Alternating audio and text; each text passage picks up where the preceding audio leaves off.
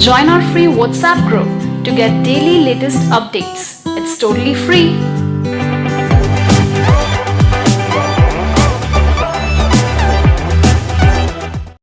Part 1. You will hear a telephone conversation between a receptionist who works at a house renting agency and a man. First, you'll have some time to look at questions 1 to 4.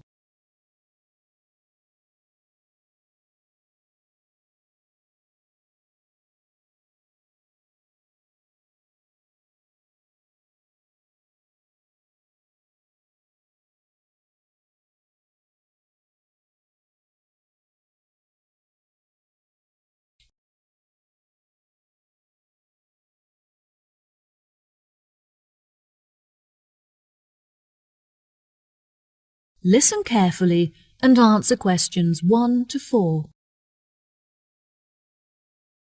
Hello, how can I help you today? Yes, hello. I'm just phoning you as I have seen an advertisement on your website for a property that I'm interested in renting. If possible, I'd like to find out some more information before I organise a viewing. No problem at all. What is the address of the property that you'd like to inquire about? It's 21 North Avenue. Okay, what is it that you'd like to know? First of all, I'd like to know what facilities the office has, as I need to make sure that it'll be suitable for my advertising company. I see. The office contains a large open-plan space with a wide frontage onto a busy street with lots of passers-by, so your business would have a really good street presence. There is also a toilet and newly refurbished kitchen equipped with a dishwasher and oven. Wow, that sounds great. I'd definitely like to register my interest. Okay, perfect. I just need to take some details from you, if that's okay. What is your full name?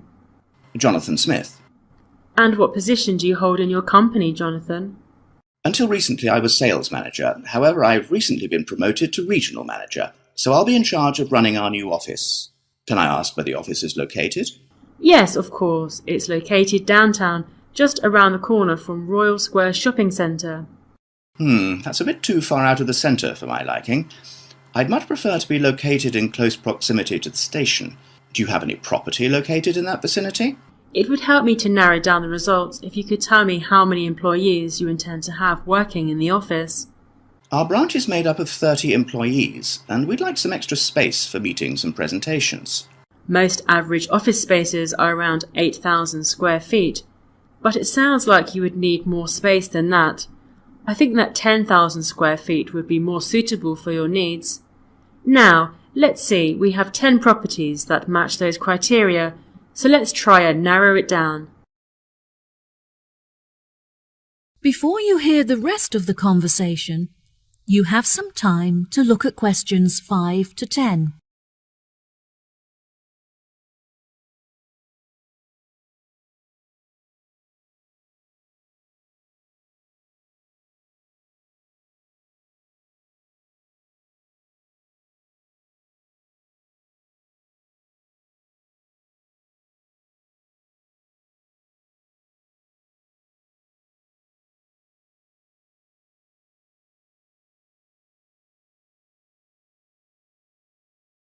Now listen and answer questions 5 to 10.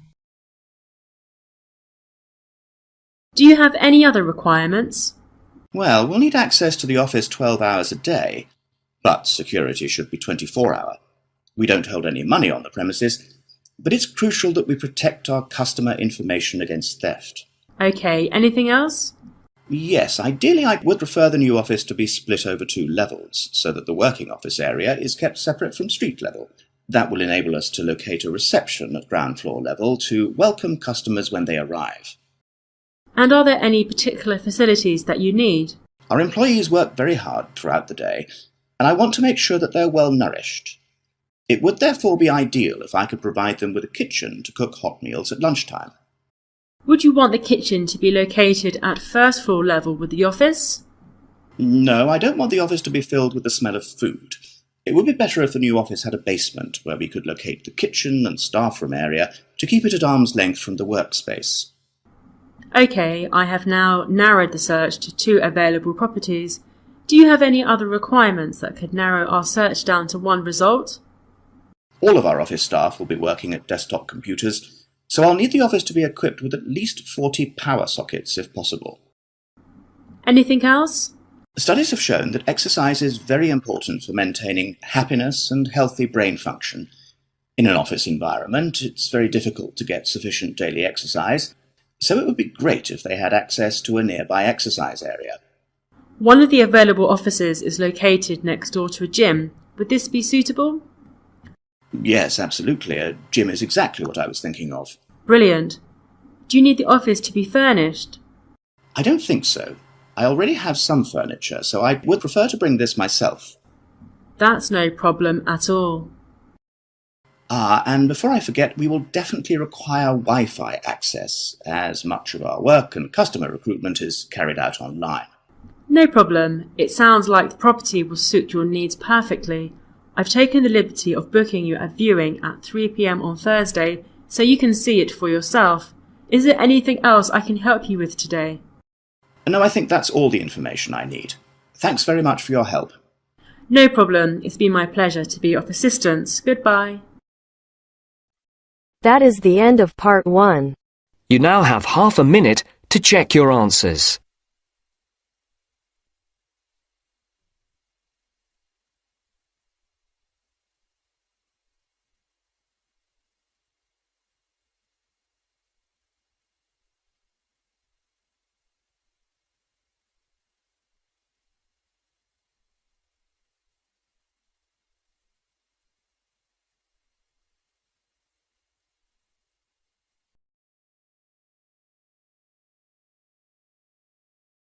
Now turns to part 2.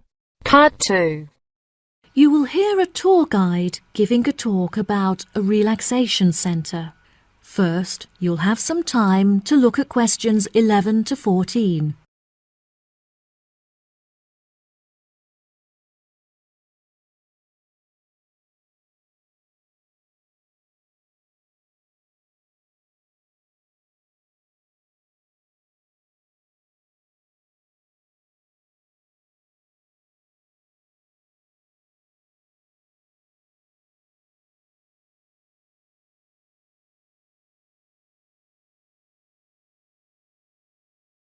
Now listen carefully and answer questions 11 to 14.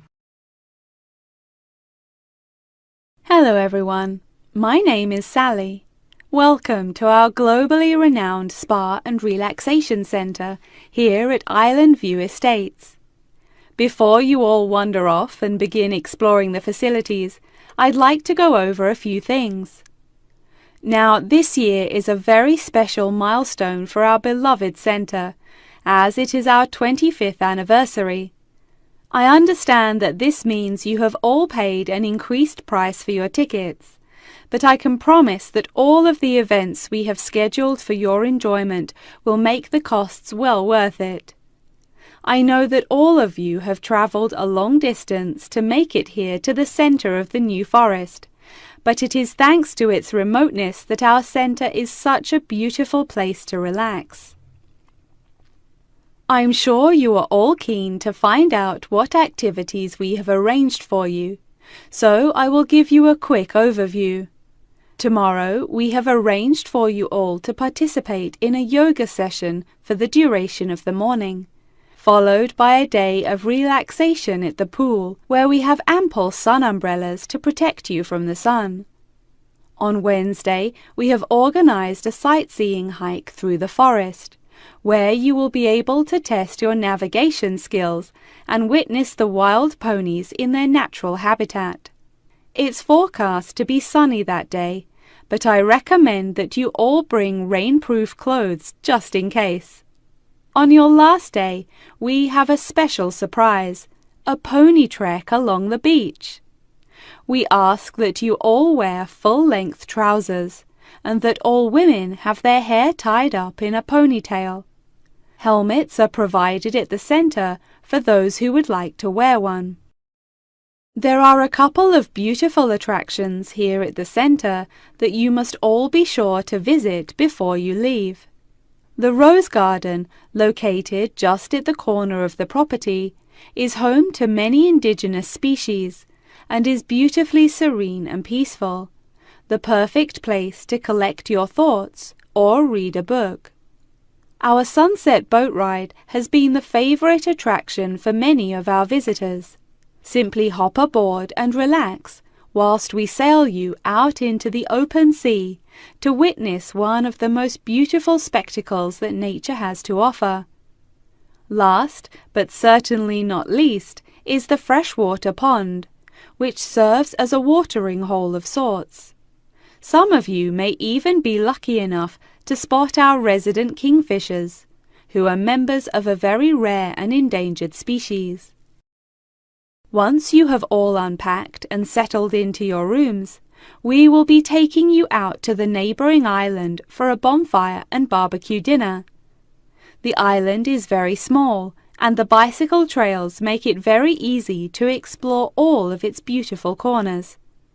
As the island is entirely separate from the mainland, it has never been inhabited by wildlife, so you can all roam freely and safely. We have some bonding exercises for you all to take part in around the bonfire, where you can potentially make new friends and discover a lot about yourself. Before you hear the rest of the talk, you'll have some time to look at questions 15 to 20.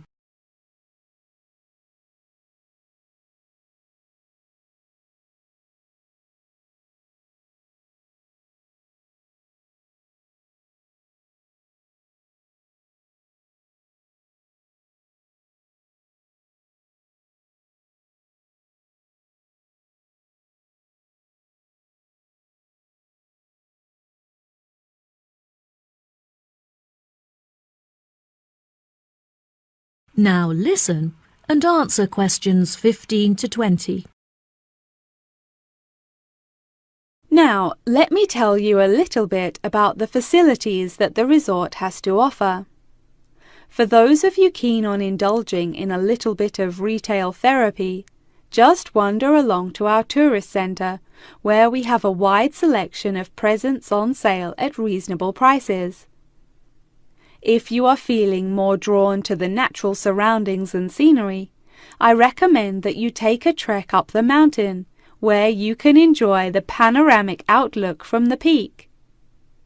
For a bit of cultural indulgence, why not pay a visit to our small on-site theatre, where you can enjoy watching a range of movies and check out some works by our resident street artists. Just a 10-minute walk down the road is the local art museum, where you can roam around the sculpture courtyard or admire the many artworks on display. Here at the resort, we are incredibly lucky to be located right next to a nature reserve, where many species of endangered wildlife live in the pond. Just on the bank is a small hut where visitors can observe the fish and birds in their natural habitat.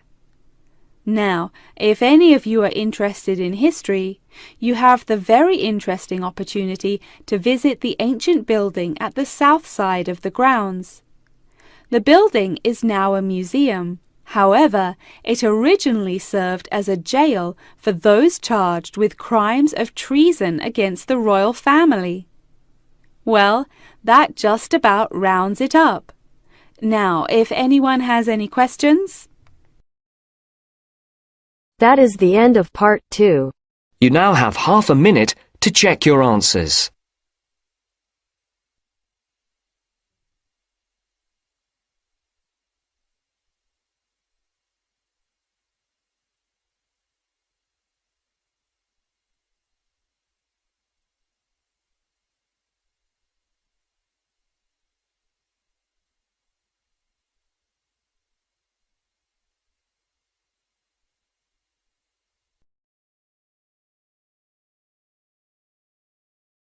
Now turns to part 3.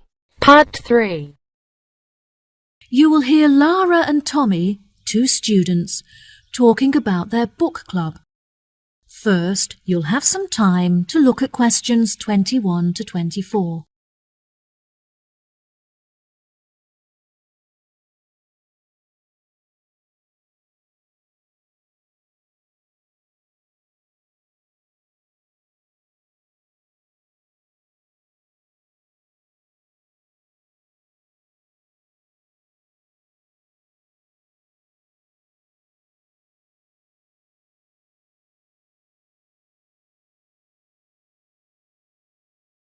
Now listen carefully and answer questions 21 to 24. Hi, Tommy. I haven't seen you for ages. How have you been? Oh, hi, Lara. I'm great. I've just joined a local book club that meets every Wednesday, and I'm really enjoying it. Next week, we're discussing the novels of Charles Dickens. I'm really looking forward to it, as he's my favourite author. Yes, absolutely. His novels are wonderful. I attended Dickens Book Club too. Would you like to do a practice session with me in preparation for your meeting? Sure, that sounds great. Let's start by discussing the main characters in David Copperfield and the ways in which they're affected by the events of the story as it develops. What do you think of Rosie? I think that she's a really sweet character in the beginning, but as the story progresses, she becomes bitter because of how her relationships had turned out in the past. That's true. Her sisters all marry and live happily ever after, but she ends up alone. It is very interesting to see how deeply the change in her personality affects her relationships. What is your opinion of Florrie? I find her very manipulative. She seems intent on seeking attention, so whenever she wants something from her family members, she persistently acts in a very silly manner, just like a kid. Unfortunately, many people do not realize this, and so they give her the attention that she's seeking, which only encourages her to continue behaving this way. Yes, Florrie is the complete opposite of Lizzie. Lizzie is very sensitive, and she has a true perceptiveness into how people are feeling and how they behave, which enables her to act appropriately towards them. She is very kind and generous and cares about how people feel. That's true, and I really like her character too. My least favourite character is Estelle, because she acts so selfishly and gets enjoyment from making others suffer. Unfortunately, there are many people like her in the world who intend to make others feel like this. It's interesting how you can associate so many of the characters with people that you know in real life.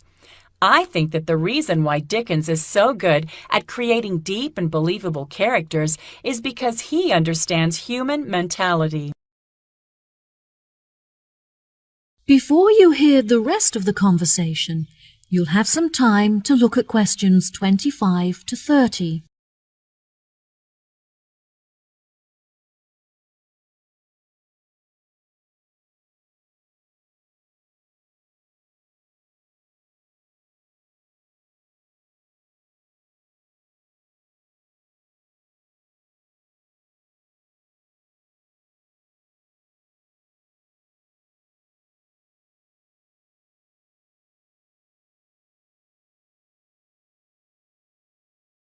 Now, listen and answer questions 25 to 30.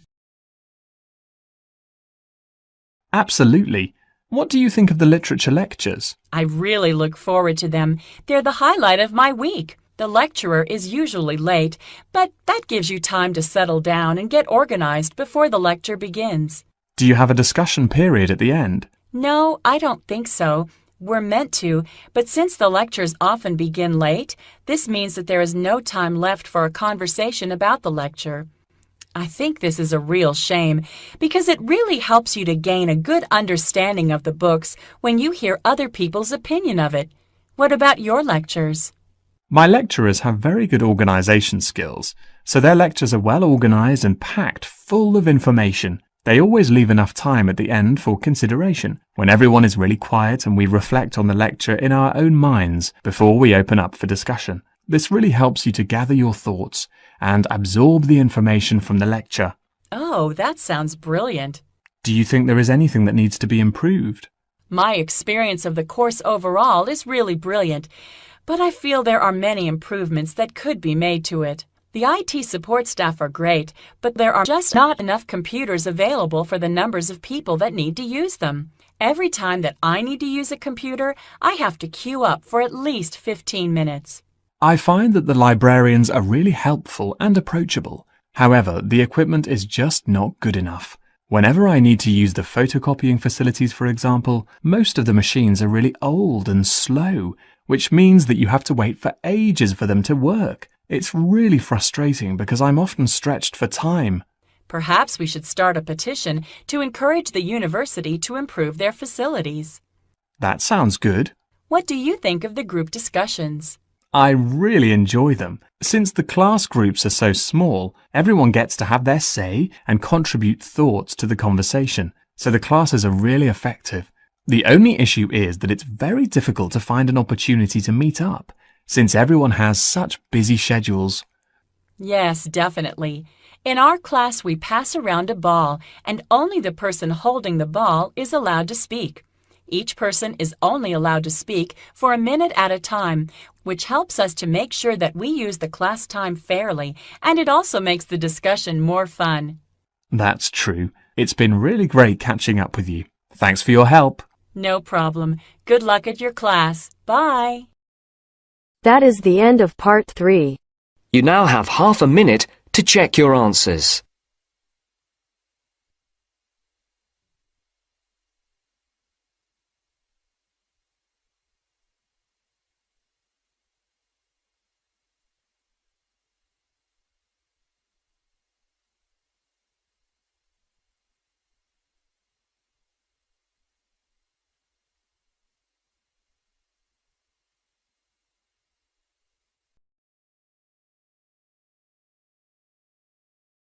Now turns to part 4.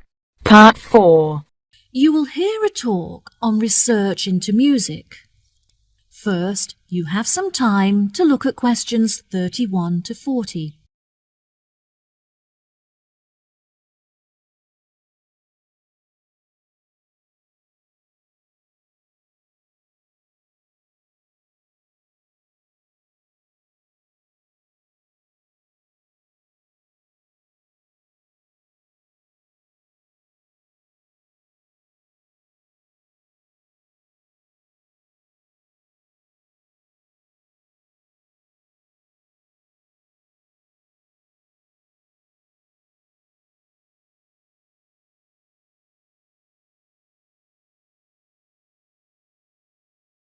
Now, listen carefully and answer questions 31 to 40. Today we're going to delve into the fascinating history of music in Britain and the evolution that it experienced throughout the duration of the 18th and 19th centuries. During the second half of the 18th century, Britain experienced an industrial revolution, during which its manufacturing industry underwent a major transition from hand production methods to the use of machinery. This sudden boom in the industry drew thousands of people into the cities, where they knew they'd be able to find jobs in the factories, working with or maintaining the machinery. This sudden influx of people into the cities did not just come from the surrounding countryside, but also from other poorer nations in search of a better life. Between 1800 and 1900, the population of England increased by 4 times. This mass immigration from different nations and areas of the country resulted in a variety of cultural influences meeting and mixing to form a new, more diverse culture. With this new culture came a new style of music. Prior to the Industrial Revolution, music had originally been written to reflect the hard, labour-intensive life in all kinds of industries when all work had to be done by hand. Most people resided in small, rural communities where their lives revolved around farming. Life for the average person was difficult, as incomes were meagre, and malnourishment and disease were common. Despite the difference in nationalities of the people and the variety of musical genres, all of the music shared one common language, English. As many were unable to write, the songs were a means for the people to give voice to their experiences and feelings about their hard and laborious jobs. Most of the music written by the workers during this period has been lost, as a result of illiteracy and the wear of time. Now, you may be asking yourselves how these small musical works were formed. The roots of most of these groups can mostly be traced back to the younger members of the working classes, who were perhaps rebelling against the inferiority of their living and working conditions compared to those of the upper classes. Young performers would often lead these musical trends, usually possessing a great talent for singing or playing particular handmade instruments. Before you hear the rest of the conversation, you'll have some time to look at questions